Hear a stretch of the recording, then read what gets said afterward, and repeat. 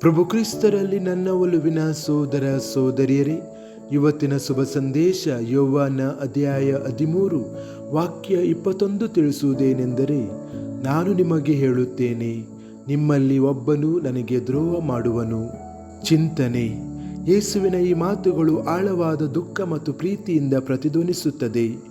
ಅನ್ಯೂನ್ಯತೆ ಮತ್ತು ಸ್ನೇಹದ ಮೇಜಿನಲ್ಲಿ ದ್ರೋಹವು ಬಹಿರಂಗಗೊಳ್ಳುತ್ತದೆ. ಶತ್ರುವಿನಿಂದಲ್ಲ, ಆದರೆ ಅವನೊಂದಿಗೆ ನಿಕಟವಾಗಿ ನಡೆದವನಿಂದ.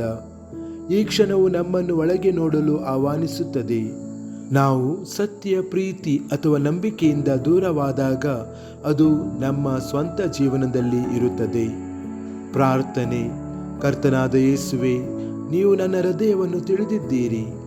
ನನ್ನ ಸಾಮರ್ಥ್ಯಗಳು ಮತ್ತು ದೌರ್ಬಲ್ಯಗಳು, ನನ್ನ ಮಾತುಗಳು, ಆಯ್ಕೆಗಳು ಮತ್ತು ಕ್ರಿಯೆಗಳ ಮೂಲಕ ನಾನು ನಿಮ್ಮ ಪ್ರೀತಿಗೆ ದ್ರೋಹ ಮಾಡಿದ ಸಮಯದಲ್ಲಿ ನನ್ನನ್ನು ಕ್ಷಮಿಸಿರಿ.